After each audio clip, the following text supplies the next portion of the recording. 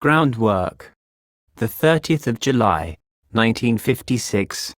If when you're sitting, you aren't yet able to observe the breath, tell yourself, now I'm going to breathe in.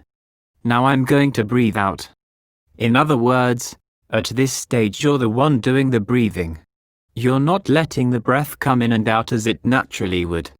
If you can keep this in mind each time you breathe, you'll soon be able to catch hold of the breath. In keeping your awareness inside your body, don't try to imprison it there. In other words, don't try to force the mind into a trance. Don't try to force the breath or hold it to the point where you feel uncomfortable or confined. You have to let the mind have its freedom. Simply keep watch over it to make sure that it stays separate from its thoughts.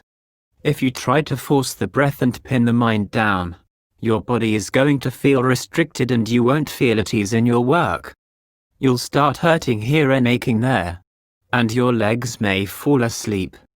So just let the mind be its natural self, keeping watch to make sure that it doesn't slip out after external thoughts.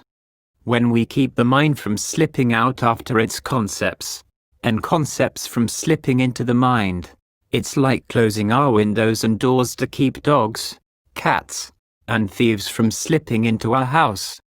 What this means is that we close off our sense doors and don't pay any attention to the sights that come in by way of the eyes, the sounds that come in by way of the ears, the smells that come in by way of the nose, the tastes that come in by way of the tongue, the tactile sensations that come in by way of the body, and the preoccupations that come in by way of the mind.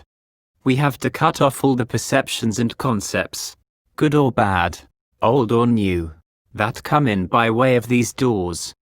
Cutting off concepts like this doesn't mean that we stop thinking. It simply means that we bring our thinking inside to put it to good use, by observing and evaluating the theme of our meditation. If we put our mind to work in this way, we won't be doing any harm to ourselves or to our mind.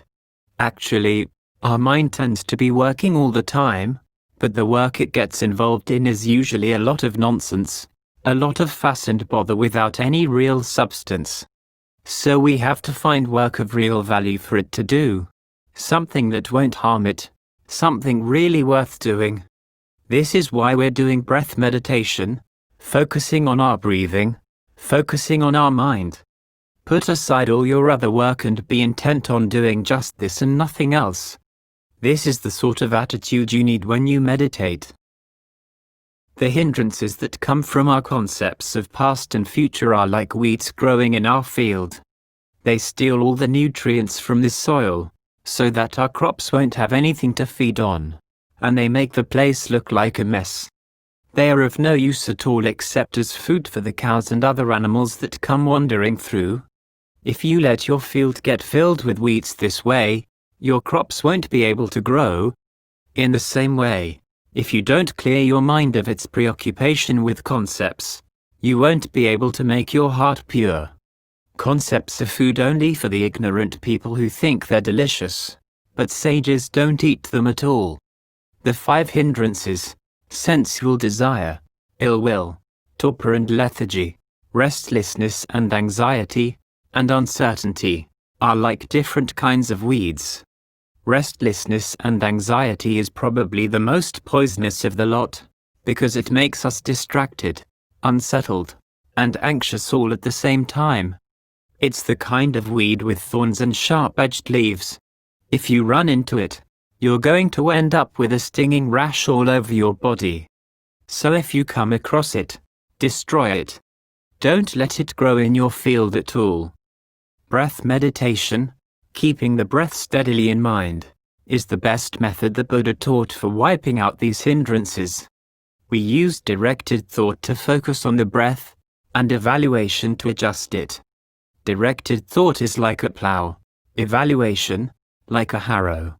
If we keep plowing and harrowing our field, weeds won't have a chance to grow, and our crops are sure to prosper and bear abundant fruit.